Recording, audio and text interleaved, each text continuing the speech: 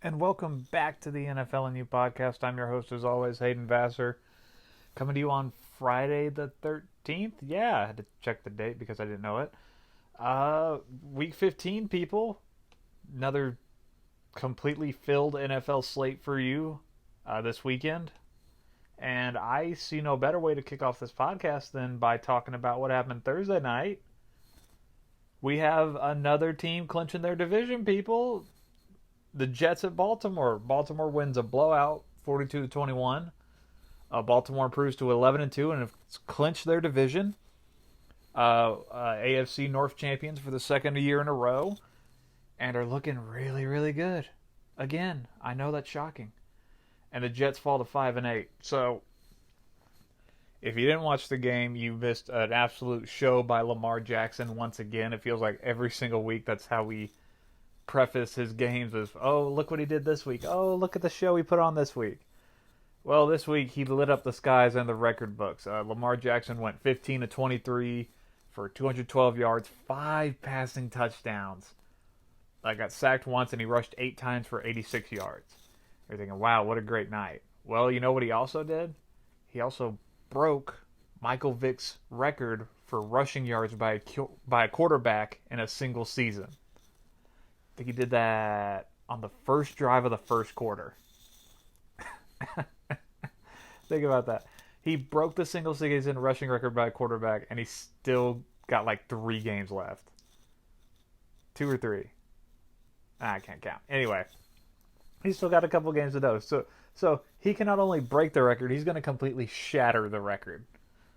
It was just another great night for that Ravens offense, who once again just weren't really challenged by a defense. To be honest with you, coming into this game, the stats said the Jets defense was good. Sure didn't look like it out there last night.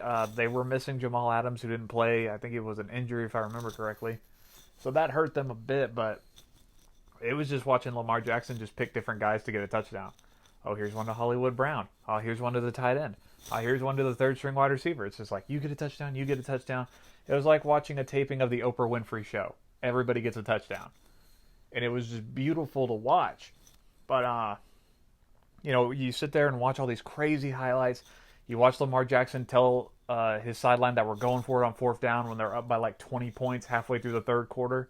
You watch all of that, and in my opinion, the play of the game came with like 2 minutes left right before halftime.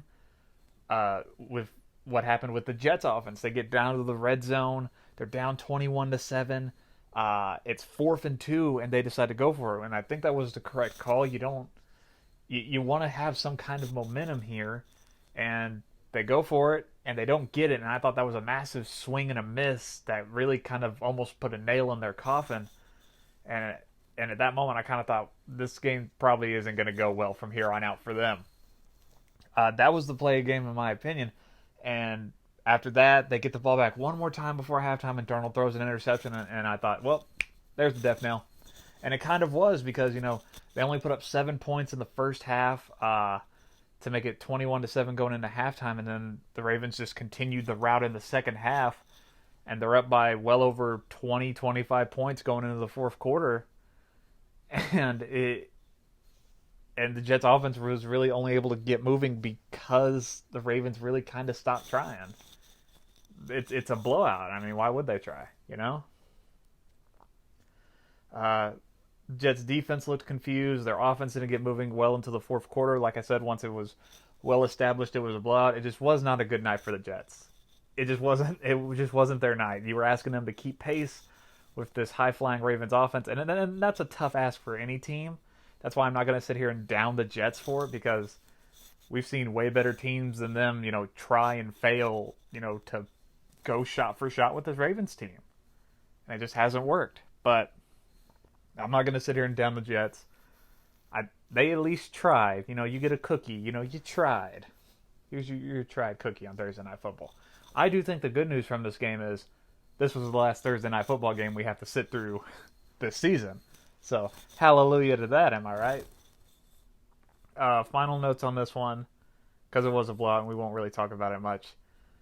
Sam Darnold went 18 of 32 for 218, two passing touchdowns, one interception, one sack. I think both of those touchdowns went to Jamison Crowder, who had that insane catch, I think in the third quarter. No, it was the fourth quarter. Oh, just a really difficult, crazy catch, just making it difficult on himself. Am I right? But there was this moment late in the game where Sam Darnold's coming off the field, and it looked like he and his head coach Adam Gase got into a little bit of an argument. Like, it looks like some heated words are being exchanged, and you can tell it's probably not going well because the backup quarterback, Luke Falk, is standing right there, and his mouth is just agape at whatever is being said. So, it's never good when you see your first-year head coach getting into it on the sideline with your franchise quarterback in a season that's probably going to end with a record that's below 500. That's never a good sign. But I think it's time to start talking about the Ravens, what their magic number is, because they've already clinched their division. So I guess we start counting down when they can get that number one seed. And there's already talk that if they get that number one seed in the playoffs and they lock it down before week 17, that they're gonna, sit Lamar Jackson and have him rested and healthy and ready to go for the playoffs. And that's very, very interesting because you know who the Ravens play in week 17? If I remember correctly, it's the Pittsburgh Steelers, who could have their final game determine whether they get that wild card spot or not. And if the Ravens are benching, all of their starters, to keep them healthy and keep them safe, Steelers are basically going to be guaranteed a playoff spot, basically. So I know it's going to hurt Pittsburgh. I know it's going to hurt. But you got to be cheering for everything to go Baltimore's way next week. You just got to pull for it. And this week, too. You got to hope that the Patriots lose, which is not going to happen. But you know what I'm saying? You got to hope the Ravens can clinch that number one seed before they play you. That way, they don't try and you're in the playoffs. It's a tough ask, Pittsburgh, but it's the right thing to do. Once again, the Ravens win a blowout on Thursday Night Football, 42-21, as the Lamar Jackson show just continues to be absolutely special. And we're moving on to the preview portion real quick. I'm going to be honest before we get into these previews. A lot of these games look to be duds. They just do. So if we're going to start out, why not start out with the game that looks like the biggest dud of them all? Question mark? You got the 10-3 New England Patriots going to the 1-12 Cincinnati Bengals. Oh boy. The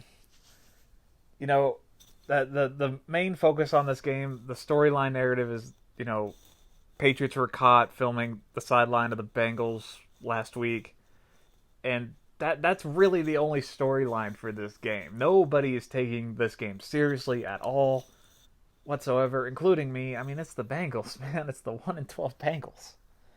So I guess if you're into drama and narratives, I guess, keep an eye on the coach's handshake post-game, see if there's some heated words exchanged, stuff like that. That's really the only major talking point about this game is Spygate 2.0. Well, speaking of the game, though, the Patriots offense has been very bad. Very, very bad. And I feel happy that I'm seeing more and more people talk about that now instead of just saying, oh, it's the Patriots, they'll figure it out. Well, we're almost halfway through December, and they feel like they're almost regressing week to week. They're now averaging 17 points per game over their last 4 games. That's not very good at all. In fact, that's just flat out bad. Just atrocious numbers from the Patriots offense. It's truly just it's hard to watch. I'm starting to say that the Patriots offense isn't just bad. It's in the category of being unwatchable. It's that bad. And the Bengals defense has been playing slightly better over the past month. I mean, there was that 3-game stretch where they didn't allow an opponent to score more than 20 points on them before this past Sunday until they let the Browns score 27. But I'm just saying their defense is playing slightly better. This Patriots offense feels like it couldn't hit the broadside of a barn even if it tried. This should be a game where the Patriots roll easily because, it's the 1-12 Bengals. But I have a gut feeling they're going to come out and struggle. I really do. I have absolutely zero faith in this Patriots offense to do anything right. And I'm not saying they're going to lose. I think they win, and I think they probably win by like 10 or more. But I think for a large portion of this game, we're going to see that Patriots offense come out and just not do anything right. Once again, I got the Pats winning, but it's gonna be a struggle for them. It will not be a cakewalk in Cincinnati. And we're moving on to a slightly better game. Slightly. You got the 6-7 Tampa Bay Buccaneers, who are kind of this odd juggernaut team right now that nobody really wants to play, going to Detroit to take on the 3-9-1 Lions, who are just so lowly right now. They're so lowly. Like I just said, Tampa Bay is kind of the team you don't want to cross right now because their offense is trucking people. They're averaging 29.1 points per game on the season. That's one of the top 5 best in the entire league, people.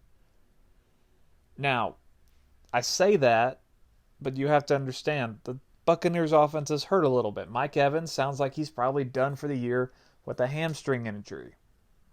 So their biggest, best weapon is out. So that means they're going to have to turn to their other wide receiver on their roster, who also has over 1,000 reception yards on the season, Chris Godwin. And maybe this is O.J. Howard's breakout game for the year. He's kind of been a prisoner in that Bruce Arians offense, just not having much production at all. So maybe Howard gets back into the mix. Now, if we're talking about injuries, it hasn't really been talked about much in the news, but Lions wide receiver Marvin Jones has been put on IR for the rest of the year. So that's a big blow for their already hampered, I was trying to think of words to describe it, downtrodden offense that goes on in Detroit. It sounds like David Blau is once again gonna get the start for the Lions, which is hooray! You're gonna send this kid out there to go shot for shot with this Buccaneers offense that is scoring on everybody, especially with this terrible Lions defense. I'm expecting a one-sided, high-scoring affair. I think the Buccaneers come in and put up a lot of points. It's what they've been doing all year. And this Lions offense, who's coming off their worst game of the year, they only had 7 points last week against Minnesota. And now they're out without Marvin Jones. TJ Hawkinson is gone. He was put on IR 2 weeks ago. This is going to be one-sided. I'm taking Tampa Bay to win. Probably a blowout. I wouldn't be surprised if they win by like 15 to maybe 20 points. It's going to be a blowout. And we're moving on to a game that maybe might be competitive. Maybe might. This is our maybe might game of the weekend. You got the 10-3 Seahawks coming off an embarrassing, humbling loss on Sunday Night Football, going to Carolina to take on the 5-8 Panthers. And I know what you're saying. Oh, it's the Panthers. Their defense is atrocious. Anybody can beat them. Hold on for a minute. Let me talk. Follow me on this one. Seattle needs to start making up ground in the NFC West. We can all agree on that. They had that humbling loss on Sunday Night Football where they looked just atrocious. Just awful. And the 49ers are kind of getting a cupcake opponent this week. So Seattle needs to start stacking wins really quick. And they have a great opportunity to do that against a very bad Panthers team. This Panthers defense just feels like it's getting worse as the weeks go on. I know I'm not helping my case with this game, but follow me here. They're 24th in total defense, giving up 373.9 yards per game. 28th in points per game, giving up 27.7 points per game. And 29th in rush defense, giving up an average of 139.2 rush yards per game. So what I'm getting at is the Panthers defense is god-awful. But speaking to the Seahawks for a second and how I think they're going to move the ball, they need a big bounce-back day on offense. If you remember correctly, if you watch Sunday Night Football and if you listen to our Tuesday show, we talked about what the Seahawks offense did in that Sunday Night Football game, and what they did was absolutely jack squat. They didn't do nothing. They put up 6 total points from their offense. Their defense scored more points than them in Sunday Night Football. That is never really something you want to say. It's not. It's not good. Uh, for them to get back into the winners column, they're going to have to move the ball well. And I think they can if they just run the ball a lot with Chris Carson. I know Rashad Penny's out for the year, so Chris Carson's going to get a heavy workload. Seahawks are the number 3 rushing offense in the league, averaging 140.8 rush yards per game. And, speaking to the Seahawks as a whole, I think they can score on this Carolina defense at will, maybe. So the onus is going to be on Kyle Allen and the rest of that offense to put up points. And I just don't think they can. They can spot you maybe like 21 to 24 points. I think they can get that, but I think that's their limit. I think that's their peak. I don't think they can go beyond that. And that's why I'm taking the Seahawks to win. I think the Seahawks are going to roll into Carolina and win a good one. But you got to remember when this game is. This game is on the East Coast. So you got the Seahawks flying all the way over to the East Coast. And it's a 1 o'clock kickoff. Seahawks historically, under Pete Carroll, kind of haven't performed their best football in 1 o'clock East Coast kickoff games. They've been sloppy and they've been slow. I mean, remember the last time we had a East Coast game for the Seahawks? It was when they played the Eagles, and we all remember how sloppy that game was. So maybe it might be close. Maybe the Seahawks aren't clicking on all cylinders at 1 o'clock. But I think they'll find a way to win against a very bad defense. Now, this game should actually be good. This game will actually be close, this next one. Because you got the 7-6 Chicago Bears feeling themselves a little bit right now after their last 2 games. Feeling themselves. Going to Green Bay to take on the 10-3 Packers. NFC North divisional game in Lambeau, 1 o'clock. This one could be fun.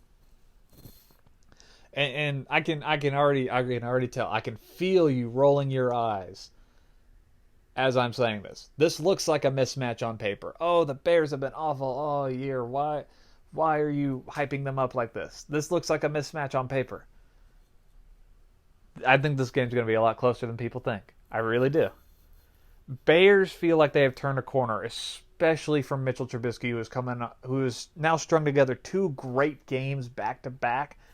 The Thanksgiving game against the Lions, and then the Thursday night football game against the Cowboys. Now, granted, you have to look at who they played. The Lions, one of the worst defenses in the entire league. The Cowboys physically quit and gave up in the second half on defense. So, they're not really world beaters on defense, but you got to give credit where credit is due. Trubisky has looked great the last 2 weeks. So, he's playing with a bit of confidence right now. He's cooking a little bit. Packers defense isn't bad, but it's certainly not great. They live and die on sacks and turnovers, and that's about it. Everything else they're not very good at, in my opinion. But the real story of this game will be told through how the Packers offense can move the ball versus the Bears defense. Bears defense is currently ranked 10th in total defense, averaging giving up 326.5 yards per game, and 4th in points per game, averaging giving up 17.8 points per game on the season. So the Bears defense is still good. It's still pretty good. It's still top 10 defense. The onus is going to be on their offense, give them a break, don't leave them on the field for too long, that sort of thing. And this is a very important litmus test for the Packers, in my opinion. Because I talked about it for a second on Tuesday's show where I said, doesn't it feel like the Packers just haven't really played anybody this year? And beaten anybody, I should say. Because they have played the 49ers, but that was a blowout loss on Sunday Night Football. But have they really beaten anybody? And I went back and looked at their schedule to back up my claim. And it's kind of right. I mean, who's the Packers' best win against? The Cowboys? Ooh, that just don't feel right, does it? Wait, when your best game is against the 6-7 Dallas Cowboys? Ooh, no. So this is a litmus test for the for the Packers. I think if they can beat this Bears team right now, it'll probably be their best win of the year, which isn't saying much, but it's something. And the onus is going to be on that Packers offense that just feels off and just feels something's not quite clicking, and I still can't put my finger on it of what it is. But they're going to have to move the ball and put up some points in this game. I'm not saying, score 40. I ain't asking you to do that. But, go out there and move the ball well, because you really struggled to move it on a Washington football team defense last week. You struggled to put up 20 on them. So what's going to happen when you play a real good defense in the Bears? There's going to be good teams in the playoffs, and that's where Green Bay's going to end up. They already got 10 wins. They're going to be there. But, that offense is going to have to start clicking at some point, so why not start clicking here against your division rival? Last time these two teams played was, you got to think back, opening night of this season. Neither offense played well in that game. Bears defense played really good. And the Packers just made one play, I think, in the second half to win it. No, it was in the first half. It was in the second quarter. They moved the ball well once, and that was enough to win a low-scoring affair. I'm going to take Green Bay to win it. I think it's going to be a very close, low-scoring, come-down-to-the-wire game. I'll take Green Bay to win it. But this is a litmus test, like I said. Green Bay needs to show me that you're worthy of being a 10-3 team. I've been saying this the last few weeks for teams. Minnesota had a show-me game. They showed me something. New Orleans had a show-me game. They showed me something. Green Bay, it's on you now. Now you got to show me you're worthy of being the second overall seed, which they currently are in the NFC. Show me you're worthy of being 10-3. Show me the fruits of what you put on the field are earned instead of just being there because you have a very easy schedule, which they have had this year. Once again, I'll take Green Bay to win, but expect a close one. And we're moving on. So, if I gotta preface this game first. If you don't like divisional rivalry games like we just previewed, that have a lot at stake, playoffs at stake, all that jazz. If you don't like that, and you just like a heaping pile of garbage, then I got a game for you. I've got the 3-10 Miami Dolphins going to the Meadowlands to take on the 2-11 Giants at what we're calling the Tankathon Part 2. This time more tank. This game could seriously impact draft standing, though, in all seriousness. We should call it the Chase Young Bowl, because the loser of this game, it might get Chase Young in the draft. So, here's the deal. Eli Manning sounds like he's going to start again in the final, what might be his final home game as a New York Giant. So, there's that for historical context, if you're into that kind of stuff. Career record of below 500 on his career as a quarterback. So, he's looking to get back into the win column and preserve that Hall of Fame status as an at 500 level quarterback. If you remember back to Monday Night Football, Eli Manning did solid in that second quarter against the Eagles. He had 2 passing touchdowns to Darius Slayton, and it felt all was right in the world. And in the second half, he didn't do much of nothing. And of course, that's not entirely on him. The Giants as a whole didn't do jack diddly squat in the second half on Monday Night Football. They're going to need to do more to beat this Dolphins team. They're going to have to show up in both halves, more than just the second quarter, if you catch my drift. And the same could be said to the Miami Dolphins, who we talked about it on Tuesday. They scored 21 points in their game against the Jets last weekend. All of those points came from 7 field goals. They got to the red zone 6 times, came away with no touchdowns. They got to be able to finish drives better than that. Now, granted, they're playing a very bad Giants defense. Very bad. And, in fact, it's going to get slightly worse because this morning the Giants cut cornerback Janoris Jenkins.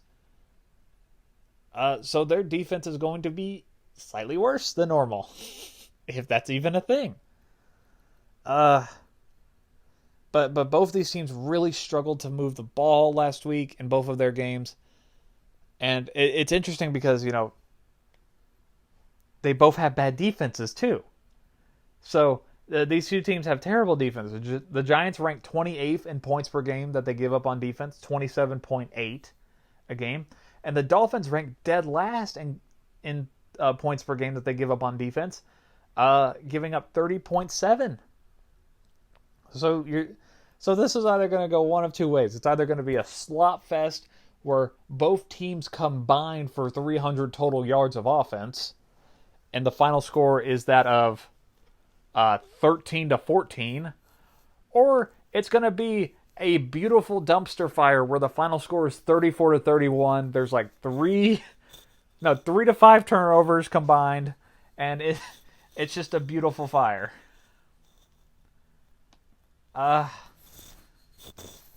You gotta look at yourself in the mirror and think, out of these two terrible teams, which one do I trust the least? It's not about which one's better. It's about which one do you trust the least. And I look at them and I think, I trust the Giants the least. I like the Dolphins. They can be tricky and frisky and kind of fun, if you want to be honest.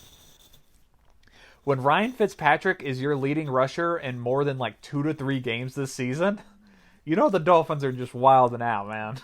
They're fun and weird to watch. I'm going to take the Dolphins to win in the Meadowlands. In the Chase Young Bowl, Tankathon Part 2. This is going to be one of those games where you just kick your feet up and just watch this beautiful symphony of just awful bad football. Just let it wash over you. Once again, I'll take the Dolphins to win, and we're moving on. So, we just talked about one dumpster fire. Let's preview another. How about a double dip of not good NFC East trash? I'm talking about the 6-7 Philadelphia Eagles going to Washington to take on the 3-10 Washington football team, people. Otherwise known as Tankathon Part 3. Oh, this game is so bad. Both of these teams are hurting badly right now. Eagles shut down their wide receiver Alshon Jeffrey for the year. They put him on IR after he left the Monday night game early. So I think that means JJ Arcega-Whiteside is their number 1 wide receiver right now. I think. There's been so many injuries. I don't even know who's playing wide receiver for their team right now. They have just had injury after injury on that team. You don't know who's catching the ball for them every single week. So that's what's going on with the Eagles. But for the Washington team, we saw Dwayne Haskins get hurt in the game against Green Bay. We talked about his ankle injury and that it was hampering him throughout the game. So I have a gut feeling that he's not going to be anywhere near 100% for this game when it rolls around time to play. So the question is, how healthy will he be? How much will it hamper him? That sort of nature. So in that regard, both teams are hurting. But speaking to the Eagles now, if you were watching Monday Night Football when they played the Giants last week, I don't know why you would torture yourself like that. But Eagles went hurry up. They used a lot of up tempo in the second half, and it worked. It got them into the end zone a couple of times. They scored 20 unanswered points in the second half to win the game in overtime. So I'm curious, are they going to go back to that again in this game? Are they going to go to something similar in this regard against the not good Washington team? In order to keep their offense rolling, because for long stretches of the year, their offense has just been flat out sluggish and just lethargic. I'm trying to think of ways to describe them. They're just slow, people. They're slow and they don't do anything right. So maybe we'll see more up-tempo, or maybe we won't. I don't know what the Eagles are going to do. They're bad. Everybody in the NFC East is bad. But for Washington now, their defense has played slightly better these last couple weeks. Slightly. They've kept games closer.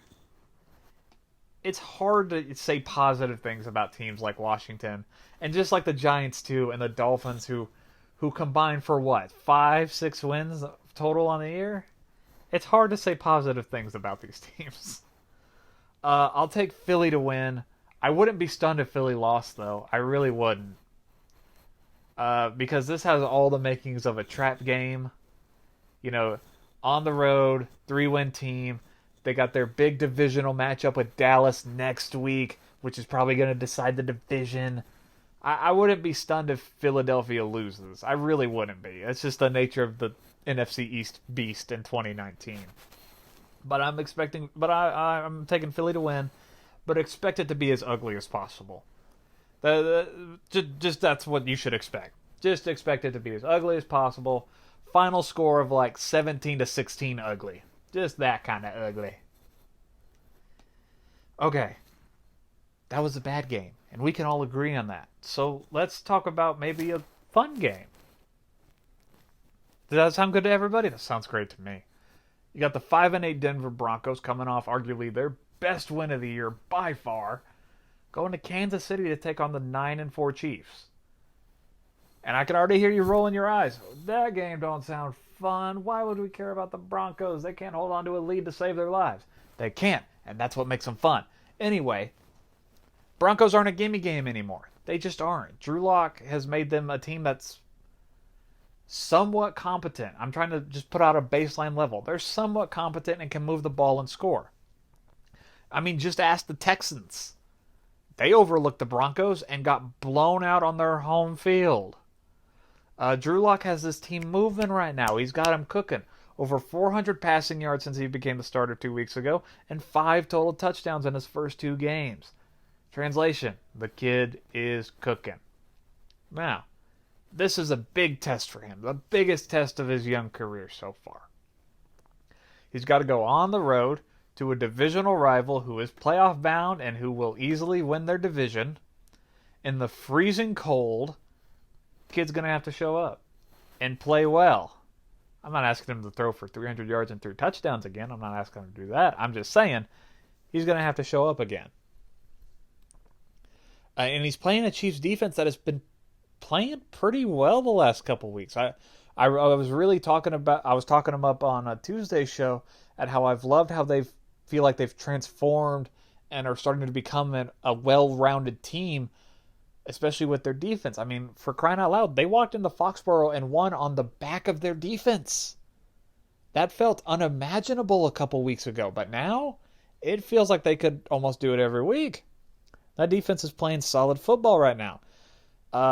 They're averaging 14 points per game that they give up over the last 3 weeks. Think about that for a second. That means they are shutting people down for the better part of a month lately. No-go zone through that Chiefs defense. A big question for the Chiefs offense is, can they turn it on and leave it on with... It just feels like they just need to flip a switch almost every week to get that offense rolling. And Mahomes did hurt his hand a little bit in the New England game, if I remember correctly. They said it was a bruise. So I think that's something to keep an eye on, how well he's looking in the cold. This isn't a gimme game, but I do expect the Chiefs to win in a big-time divisional game. I don't know if they even have a clinching scenario. I think if Kansas City wins... Yeah, they don't have a clinching scenario. I don't think so. Oh well. They can at least beat the Broncos, am I right? At least that'll feel good. I'll take Kansas City to win, but a big-time test for Drew Lock. Let's see how the kid does. I want to see him succeed. I'm tired of these terrible Broncos quarterbacks taking up my Sundays. Let's get one in there that can work. Once again, I'll take Kansas City to win. And we're moving on to, in my opinion, might be game of the weekend. Maybe. Either this or Sunday Night Football. You got the 8-5 Houston Texans going on the road to the 8-5 Tennessee Titans. AFC South on the line here, people. They're both tied for the division lead. This game is massive. So let's talk about my favorite team. I mean the Tennessee Titans. Oh, wow. Oh, that was embarrassing. These two teams are coming in off opposite ends of the spectrum. Titans are coming in after a blowout win on the road against the Raiders, and the Texans are coming in off of a blowout loss on their home field to the Denver Broncos in their worst loss of the year. And keep in mind, they've lost games where they've scored only 6 points, I think twice. So, Humbling loss for the Texans. Titans are white hot right now, though. Houston's catching them at the worst possible time. Tennessee is averaging 37.5 points per game over their last 4 games. 37.5. All wins, by the way. 37.5. In fact, they aren't just winning those games, they're blowing those teams out. Because over those last 4 games, the Titans have outscored their opponents 150-90. That, my friends, is what we would call a blowout. And here's the specific thing about the Titans offense. Yeah, Derrick Henry is the workhorse, and that all makes him go. And he might be hampered by a hamstring injury. We don't really know about that. But specifically about their passing game, it's all about the yak, the yards after catch with Ryan Tannehill. A massive chunk of his passing yards since he became the Titans starting quarterback have come from yak, the yards after catch. Specifically through A.J. Brown, who's really molding and becoming a true number 1 wide receiver in Tennessee. It's truly amazing to watch his maturation. So, if Houston can find a way to maybe, stop that run after the catch motion from A.J. Brown, maybe they stand a chance. Now, we are coming off a week where Drew Lock shredded the Houston secondary like Swiss cheese, but they got to find a way to slow down A.J. Brown, because I feel like if they can slow down and hinder him, it might slow down that Titans pass offense to a large degree. But here's the thing about the Texans. Texans have been hot and cold all year long. It's what they've done. Remember when they walked into Kansas City and Deshaun Watson out-dueled Patrick Mahomes, and it felt like a massive statement win for that team, that they're ready to step up into the upper echelon of the AFC, that they were ready to make some serious noise. And then what did they do? They lose 2 straight after that. They dropped the ball massively. Then what happens on Sunday Night Football 2 weeks ago? Deshaun Watson has 4 touchdowns against the Patriots. Vaunted defense. Massive win for Bill O'Brien. First time beating Bill Belichick. And you're thinking, all right, here come the Texans making a late season surge. And what do? They get blown out by the Broncos. This team is up and down. Too hot and cold to be consistently good. And you got to wonder, how long will this cold streak last for the Texans? Was it just 1 game? Or is it going to be 2 games? The Texans got to act like they want it. Because they can't just cruise to an AFC South title anymore. They got to earn it. And if we're basing anything off that last game they played against Denver, they didn't want it. They were flat. They were uninterested. They just didn't want it. But here's some good news for Houston, though. Because even if they lose this game, like let's say they lose it on like a last-second field goal by Ryan Suckup, who, if I remember correctly, is the Titans kicker. I think it's Ryan Suckup. They lose it 24-21, last-second fluke field goal. Even if they lose this game and the Titans become the division leader, Houston would still be sitting in great position to win their division. Here's why. Because even if the Titans win, you know who the Titans play next weekend? The New Orleans Saints, who are probably still going to be fighting for something at the top of the NFC. So they aren't going to be resting nobody. And then what happens the week after that? We're going to assume that the Titans lose next week to New Orleans. So what happens the week after that? Oh, the Titans have to go to Houston last week of the season, probably with the division on the line, to play the Texans. So even if Houston loses this game, they're still in great position to win the division. Nobody should panic. Nobody should do anything. You'll be fine, is what I'm saying, Houston. And that's why I'm taking the Titans to win in Tennessee. Hype train is real, people. All aboard. Oh, I love the Titans. They're so much fun. They're so much fun, I swear. But I'm serious. Texans are sitting in great position. They'll be fine even if they lose. Heck, even if they get blown out and it's like 40-14, they'll be fine. There's no need to panic. And one last little tidbit about the Tennessee Titans hype train. Ryan Tannehill for comeback player of the year. I'm serious. Comeback player of the year. Ryan Tannehill. Let's get it. Think about this. This man was left for dead by the Dolphins organization, shipped out to the Siberia of the NFL in Tennessee for what was it, like a 4th or 5th round draft pick? Takes over the Titans, is 6-1 as a starter since then. They're becoming arguably the best big play offense in the NFL. He's got more yards per attempt than any quarterback in the NFL this entire season. I'm serious. Ryan Tannehill for comeback player of the year. I'm not joking. Seriously. Let's get it. So I'll take the Titans to win. A close one. And we're moving on to the first of our late games. A questionable one in Dallas. You got the 8-5 Rams coming to town. Take on the 6-7, I guess, division leading Cowboys. If that's something you want to be proud of in the NFC East. But it feels like, speaking of the game, it feels like the Rams are catching the Cowboys at the absolute perfect time for them. Because the Rams are no longer the Los Angeles Rams. They are the resurgent Los Angeles Rams now. They have turned back the clock. These last 2 weeks against the Seahawks and Cardinals, it feels like they've caught lightning in a bottle and are moving the ball at will. Jared Goff is playing with confidence again. Todd Gurley is moving people. Robert Woods and Tyler Higbee are getting involved on the offense a lot. And that defense continues to still put in work. Oh, and don't forget the offensive line, who has blocked pretty well the last couple weeks. These Rams are clicking on all cylinders right now. All of them. They're doing good in every single facet. So they're coming to town, and who is their opponent? This Cowboys team that really looked like they quit in the second half on defense. Let's call a spade a spade. I know I didn't talk about it after their game last week, but it really looked like they quit. And here's the thing about that. When you quit, it's hard to come back the next week and be up and be energized and really give it your all. It just is.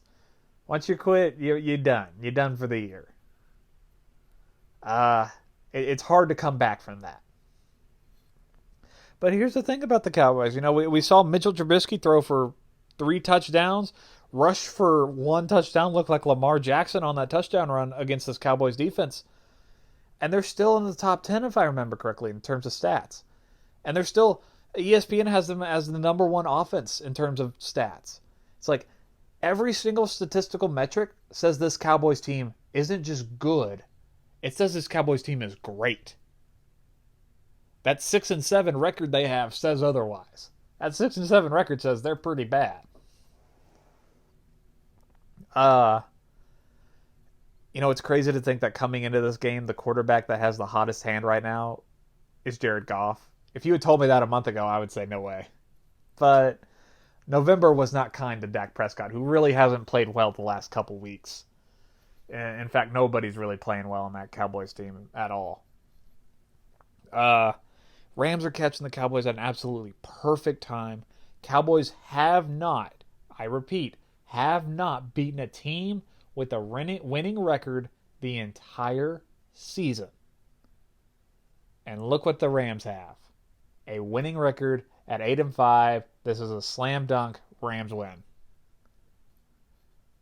And here's the thing. I think the Rams win, and nobody's going to panic because at this point, it's going to come down to Week 16 in the NFC East.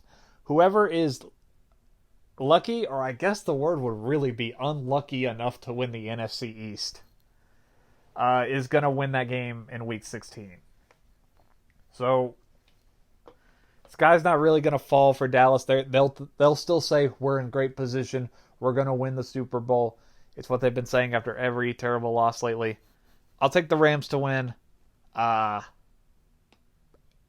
It's going to be a matter of how bad does Dallas look. Last 2 games, Thanksgiving and the Thursday night game in Chicago, they were almost carbon copies of themselves in a way. They're almost the exact same game. So I wonder if we'll get a third repeat of that. Once again, I'll take the Rams to win. And we're moving on. You got the 6-7 Cleveland Browns going to Arizona to take on the 3-9-1 Cardinals. A matchup of two very not good teams with nothing to really play for. Hooray! Cardinals defense is laughably bad. They're 32nd in total defense, averaging giving up 414.7 yards per game. If I remember correctly, they were the only team when I was doing my research that was giving up over 400 yards a game on defense. So that's really bad. And they're averaging giving up 20.8 points per game on defense. That's 30th in the league out of 32. So that's really, really bad. The Browns' offense is also laughably bad. Now, all their stats say that they're just slightly below average. Like right around that 18th to 19th total offense. That's right around where ESPN has the Browns currently at in terms of what their offense is. If you watch them, they're a lot worse than that. But the key to making everything work for the Browns offense is Nick Chubb, the current NFL rushing leader, with well over 1,000 yards. I think it's like 1,200 something he's at right now. He's currently on pace to be the first Browns running back since the great Jim Brown to win the NFL rushing title. So that's something, hey. And here's another little tidbit for you. Cardinals have the 25th rush defense in the NFL, averaging giving up 128.2 rush yards per game. Kareem Hunt and Nick Chubb are going to eat in this game, aren't they? Oh, they're just going to go off. Oh, boy. Here's what you got to ask yourself. Because we're back watching just the bad Browns. That's what they are right now. They're the bad Browns. Is the bad Browns offense, I'm not going to say good enough, because that's not what we're asking. Are they competent enough? There we go. That's a better word. Are they competent enough to beat a very bad Cardinals defense? That's the question you need to ask yourself. I think as long as they just hand the ball off to Nick Chubb, then sure. They should be competent enough if they just feed Nick Chubb over and over and over again relentlessly. I'll take the Browns to win, mainly because I have no faith in that Cardinals defense. And we're moving on to an important historical game.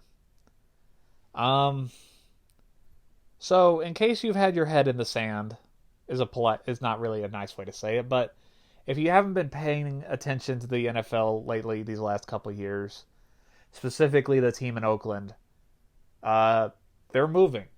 Next year, they're going to be playing in Las Vegas. They will be known as the Las Vegas Raiders as of 2020.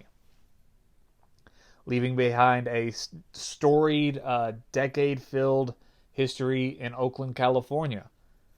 And this Sunday, in the 4 o'clock Eastern time slot, 4 o'clock, 4:25, I don't know, you get what I'm saying.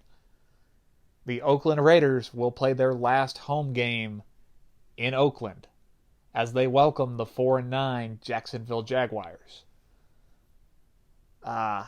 It's actually pretty sad,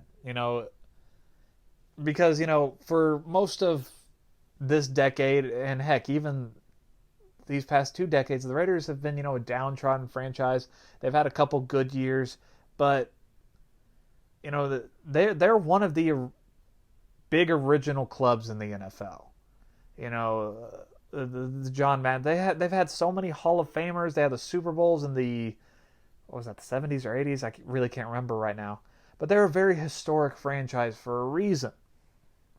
And, to leave Oakland, it's never fun, and it's never a good thing when a team moves. It's always sad. It's always depressing, because you have this entire city and fan base who've devoted so much of their lives and money and time to this team, and they're just leaving. It's always a sad thing.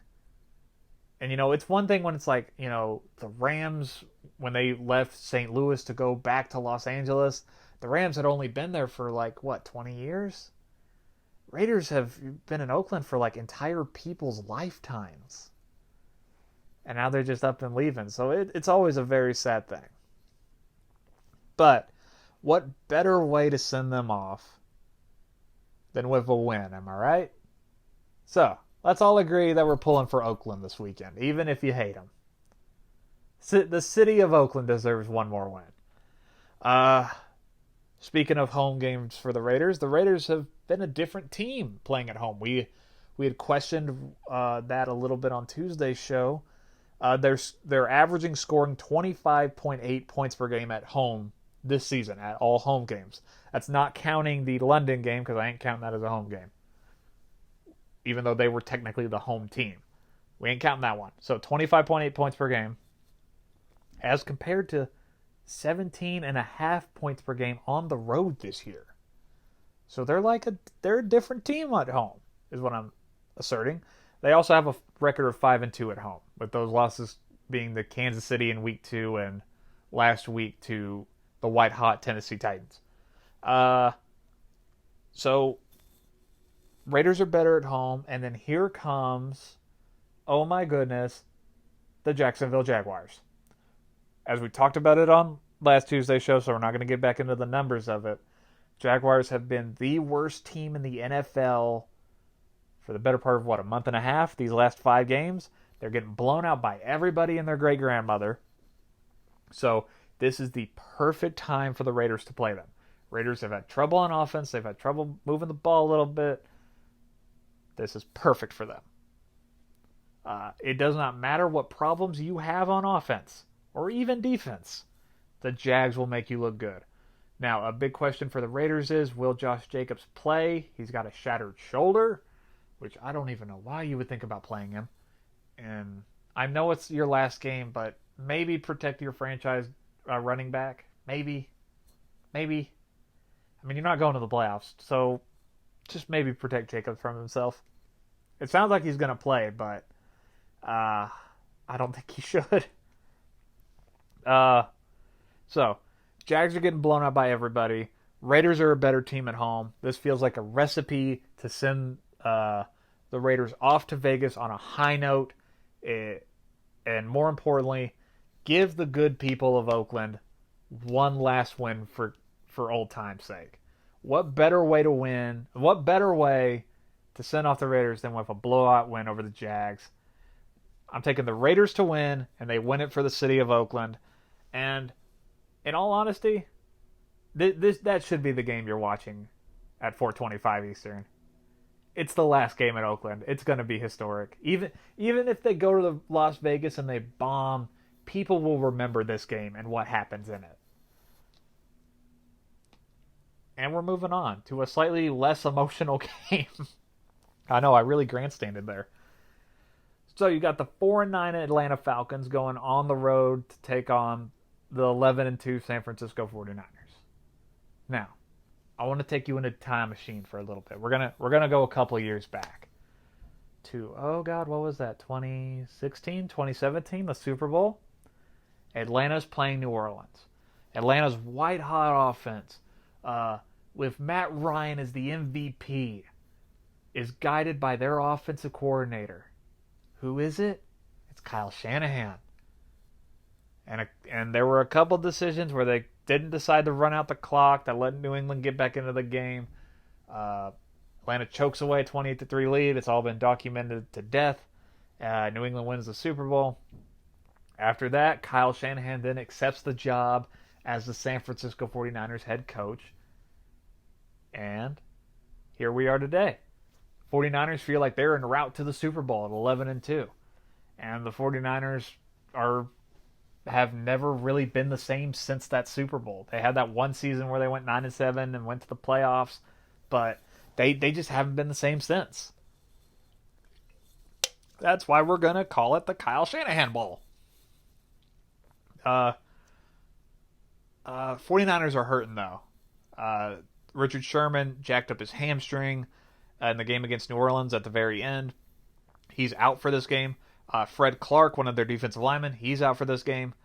And for Richard Sherman, it's weird because the initial reports, and I still see some people are saying he's probably going to miss the remainder of the regular season, but he's saying he's going to be good to go for the Rams game next weekend. So, keep an eye on that. But, how will that defense look for the 49ers with Sherman gone and Fred Clark not playing? Maybe not as dominant as usual against this Falcons offense. And then the 49ers are also hurting on the offensive side of the ball. Remember, we talked about their starting center, Torres Pectoral, in the game against New Orleans. He's done for the year. So, 49ers are hurting on both sides of the ball. So how are they going to look in this game? But I think a bigger question is, what version of the Atlanta Falcons are we going to get? Like, seriously, are we going to get the team that blew out the Carolina Panthers twice in the span of a month? Or are we going to get the other one that looks really bad and can't cover anybody on defense? What version are we getting here, people? It almost seems week to week what version we get. Back to the 49ers for a second. They're coming off their worst performance of the year on defense when Drew Brees shredded their defense like Swiss cheese. I know I've already made that connection once in this show. I'm doing it again because it's good. Anyway, they gave up, I think it was over 400 total yards of offense, 5 touchdowns. It was not a good performance, but I think they're going to have a really good bounce back one this week against a downtrodden Falcons team. They're still fighting every week, don't get me wrong, but I think the 49ers will have a good bounce back game. I'm thinking the 49ers to win probably a more lopsided one at 4:25 Eastern. And the last of our late afternoon games might be very interesting. Maybe. Here's why. You got the 9-4 Minnesota Vikings, who got back in the win column last week, going to Los Angeles to take on the 5-8 Chargers. This game might be interesting. This is not a cakewalk game. It most certainly is not. Chargers are not a pushover. Currently have the number 4 total defense in the league, giving up 304.8 yards per game and averaging giving up 19.3 points per game. That's 8th best in the NFL. So what I'm saying is the Chargers have a really good defense. They're good. They're solid. So you can't walk in and expect them to put up points. Also, the Chargers are coming off arguably their best game on offense of the year, especially from Phillip Rivers. So, do you think he got his mojo back? Can he string together 2 good performances back to back? It'll remain to be seen. Because I asked the Vikings defense to show me something last week against a very bad Lions offense, and they did. They won that game because of their defense, flat out. Now, here's an even tougher challenge. Go in there, shut down Phillip Rivers. Make Keenan Allen a non-factor. Don't let Austin Eckler catch for over 100 yards. Don't let Melvin Gordon, I almost called him Melvin Ingram, plays for the same team, Melvin Gordon, run for over 100 yards on you. Just don't get beat up. Don't get blown out. Don't let them truck you. Vikings defense, go in there, put on another show. String together some performances here. Go to a late game on the West Coast and shut down the Chargers offense and Rivers. That's your test, Vikings defense. And I know people are going to look at the records and say, oh, this feels like a mismatch. This game shouldn't be close. I want to take a moment to point back to, what was that, week 7, week 8? When a Green Bay Packer team that everybody thought was the toast of the NFC went to Los Angeles, played the Chargers, and had one of their worst games in years. One of the worst games in Aaron Rodgers' career. In a one-sided beatdown, it was like 26-11, the final score, if I remember correctly. So, here we have another NFC North team that looks to be good, going to the West Coast in a late game to play the Chargers. How do you think it's going to turn out this time? I'm going to take the Vikings to win, and a closer one than people may think. A lot of close ones this week. I'll take the Vikings to win. Maybe show me something a little on the offense, though. Don't put up crazy numbers. I'm not saying that, but don't just for the Vikings offense, don't just curl up into a ball and take a beating from that defense. And once again, I'll take the Vikings to win. Moving on to Sunday Night Football now. I mentioned earlier that Houston and Tennessee might be game of the weekend. The other contender, right here on Sunday Night Football. Because you got the 9-4 Buffalo Bills, their first time on Sunday Night Football since 2007. Oh boy. Going to Pittsburgh to take on the 8-5 Steelers. So, if high-flying, high-scoring, multiple touchdown games like we got between San Francisco and New Orleans last week is not your cup of tea, this should be your game. This is going to be defensive-heavy football. I'm talking low scoring in this one. This is a matchup between two of the best defenses in the entire league, bar none. You got the Steelers, who have the number 5 total defense in the league, giving up 310.9 yards per game, and 6th in scoring, giving up 18.6 points per game. That's really good. Am I right? Well, then here come the Bills, who are 3rd in total defense, giving up 296.8 yards per game, and 3rd in scoring, giving up 16.3 points per game. So what I'm saying is take the under. Take the under. No, don't take gambling advice from me, though. Don't do it. I'm not liable for anything you do. So they got 2 really good defenses in this one. So it's going to be a low-scoring affair. But I think the Steelers have the edge in the defensive category. Here's why. Steelers' defense is number 1 in sacks with 48 on the year. They're also number 1 in takeaways with 33 on the year. So they're not just stopping you from scoring. They're not just keeping your yardage total low. They're also getting after your quarterback. They're also getting turnovers. We see it every week with that team. And Josh Allen, the Bills quarterback, is coming off a game where he was sacked a season high 6 times. And he has shown to have a turnover problem at times, both last season and this season. So for the Steelers, they're going to have to, get after Josh Allen, force him to fumble a couple times. I do think speaking of Josh Allen, I do think the Bills have a better offense than the Steelers do. I do think that, especially with Josh Allen, when he's able to move and run with the football and, get a couple first downs and really keep the chains moving and keep the defense on his feet, keeps things fresh. John Brown has shown he can be very good as the number 1 wide receiver. Devin Singletary, when he's used effectively, can still be good. But, in basically all of their games this year, Pittsburgh has had the worser of the two offenses. Worst of the two offenses. Worser isn't a word. Worst of the two offenses. And it's shown it doesn't matter. Because that defense will bail them out. And shown it can score points too. In all honesty, where this game is played at matters. If this game was in Buffalo, I would take the Bills, but since it's being played in Pittsburgh, I'm taking the Steelers to win on Sunday Night Football. It's another big primetime test for the Bills. Let's see them just go out there and throw a defensive heavy matchup out there and see what's what. I'm taking the Steelers to win, but I really wouldn't be stunned if the Bills found a way to pull it out. I'm pulling for the Bills. They're a fun, plucky underdog at this point because, they're not one of the big NFL dogs that we're normally used to seeing. And, seeing Buffalo get primetime love twice in a season, that's a big deal in my opinion.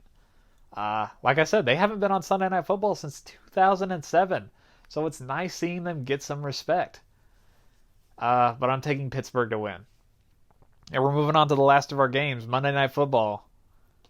You got the 6-7 Indianapolis Colts going to New Orleans to take on the 10-3 Saints. Oh, man, what could have been, I bet when they were designing the schedule, they're like, oh, yeah, late in the season, Saints are going to be in there in the playoffs, and, Andrew Luck's going to have the Colts riding high. You just know it's going to be good. And now we have Jacoby Brissett versus Drew Brees. It sucks. But it is what it is. I was really impressed with what Indianapolis did last week against Tampa Bay. I had said in the preview for that game that I don't think Indianapolis can put up points. But they did. What Well, thanks to what we dubbed as a Jameis Winston, which is when you throw for over 450 yards, 4 touchdowns, and 3 interceptions, Colts were able to score thanks to the turnovers. And that was good news for them. But here's the bad news for them. The Saints don't turn the ball over. In fact, they have turned the ball over the least of any NFL team this season. They've turned the ball over a grand total of 8 times this season. 8. That's the best in the league for the fewest turnovers. That's really good. You know, so for the Saints, just don't turn over the ball and you should be all right. Now, speaking to the defenses of both teams, despite getting shredded, both of them got shredded last week. Indy got shredded by Jameis, and New Orleans got shredded by Jimmy Garoppolo. It took me a minute to think of his name. Both these defenses aren't that bad. They really aren't. In terms of statistics, according to ESPN, they're both right around average. In fact, they're like within 1 or 2 spots of each other. In fact, so in terms of both total defense and points per game, so they aren't bad by any stretch of the imagination. They're just around average.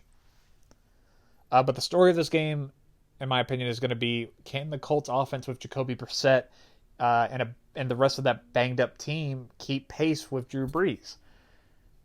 We saw what Drew Brees did against a good defense last week. He threw 5 touchdowns, put up 40 points. So we probably won't see that this week. We probably won't, but Jacoby Brissett's going to have to go out and put up some points.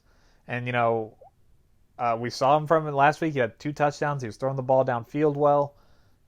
Just try to do that as much as you can. I just don't have faith in the Colts offense to keep it close. No offense, but when your best receiver is Zach Pascal, exactly, nobody knows who Zach Pascal is. The dramatic pause was for somebody to say, who? There's no Zach Pascal. I just don't have faith in the Colts to keep it close. I think the Saints win a nice bounce-back win, probably by a touchdown or 2. And that's it for our preview portion. So next time we talk, it will be Tuesday, where we will recap all the games we just previewed, all 15, if I'm doing my math right off the top of my head. All 15 of them. And remember, there's no Thursday Night Football, so we will not have a preview portion at the end of next week's show. I just now realized that. That's nice. So, hope you enjoy your Week 15 action and what have you, and I will see everybody Tuesday. Bye.